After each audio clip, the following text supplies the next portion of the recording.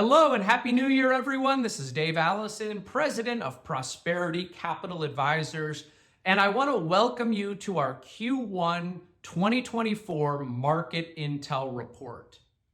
In this report, we're going to discuss the three key themes that are on the minds of investors today.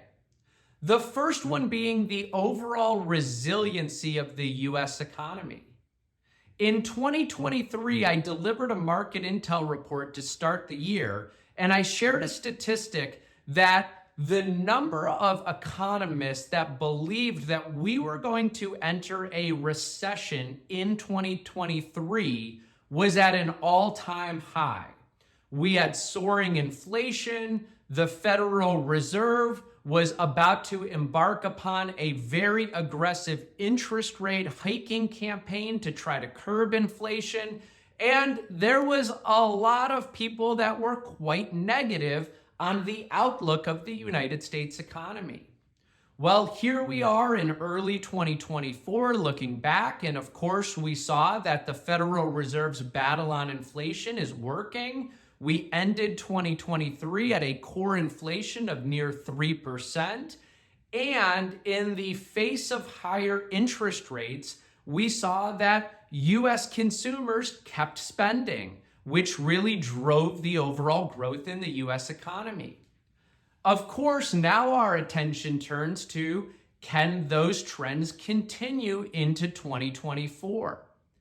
And I want to look at a couple data points, of course, of where the state of the U.S. economy is today, and most importantly, what's ahead.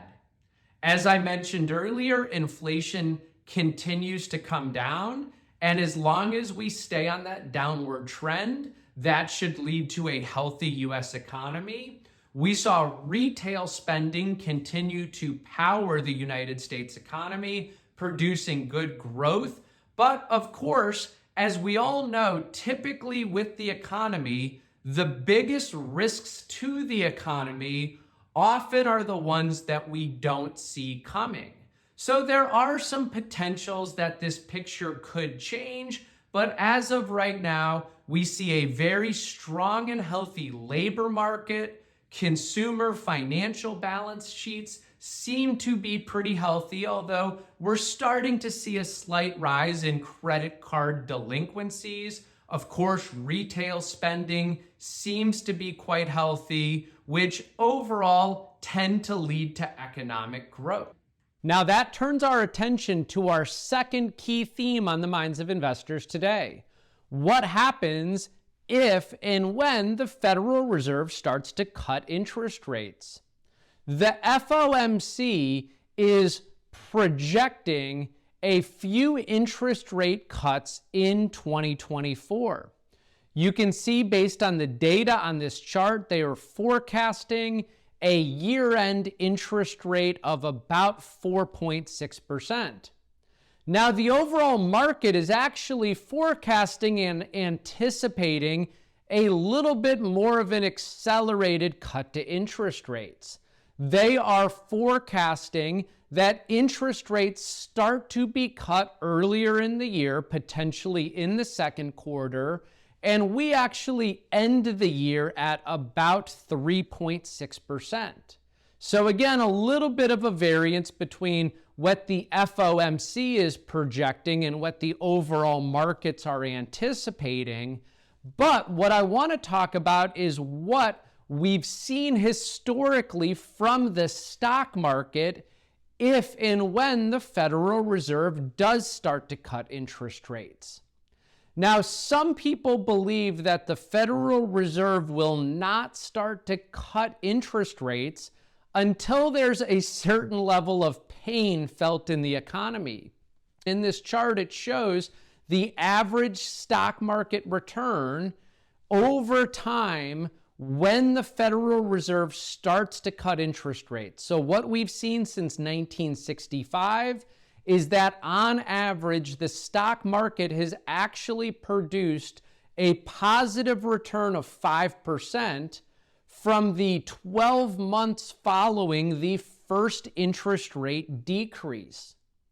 Now, to contrast that, kind of the tale of two stories here, are that if the U.S. economy goes into a recession, what we've seen is the stock market on average has delivered a negative 3% return in the 12 months following that first interest rate cut. But to the contrary, if the economy does not go into a recession, if we do experience that soft landing, then we've seen the market deliver on average about a 15% return in the 12 months following that first cut. So some things to be optimistic about if the economy stays resilient, and there is a stark difference in results during times where the economy avoided a recession throughout the 12 months following an interest rate cut versus those when a recession did occur. So that leads me to our third key theme on the minds of investors today, which is, of course, the presidential election. Many people have predictions on what could happen in the election and, of course, in the economy and the stock market. But the one thing to note is that there is very little correlation between what happens in the presidential election and what happens in the stock market, specifically over the long term. Now, we know the one thing that causes volatility more than anything else is uncertainty. And going into an election year, there is an incredible amount of uncertainty. What you can see in this chart that was put together by the Capital Group is that leading up to the primaries, there is typically a lot of uncertainty in the markets, which creates volatility. But what you can see on this chart is once a lot of that uncertainty starts to dissipate, we've got some more firm information after the primaries, and of course we lead into the actual election in November, that volatility starts to dissipate, and in fact, it traditionally has turned positive for overall markets. And what you can see over on the right side of this chart is that market returns aren't truly correlated to the party in office. For example, if we look at a 10-year average of stock market returns, they are about equal whether a Republican was in office or a Democrat was in office. You can see the data here. The average 10-year return of the stock market when Republicans were in office was just over 10.5%. And the average return when Democrats were in office was just over 11%. So again, no direct correlation to the party in office and the overall performance of the stock market. While there is some uncertainty leading into this election year, we believe the best course of action is to invest in being prepared, not investing in predictions. Again, what we saw was 2023 was quite a humbling year for economists, for forecasters, for people who are trying to make predictions in the market, and for those that stayed the course in their disciplined investment approach and followed their plan, they were rewarded. And we see that same theme playing out here in 2024. Now, that's not to say that there aren't events that could rattle the markets. Of course, some acute change in some of the geopolitical tensions that are out there could certainly rattle the markets. But again, we believe that with all of the data that's available today, that the best course of action is continuing to stay the course, stay disciplined, and not letting these short-term events drive uncertainty in your own financial plan.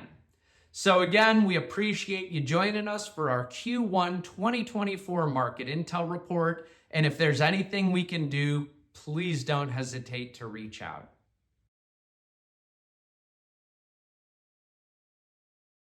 At the time of delivery and any subsequent publishing, information was deemed reliable but is subject to change by the time of listening or viewing. The contents of this piece include the opinions and projections of C2P, are subject to change, and are for informational purposes only. The information provided in this presentation is not intended to be individual investment, tax, or legal advice.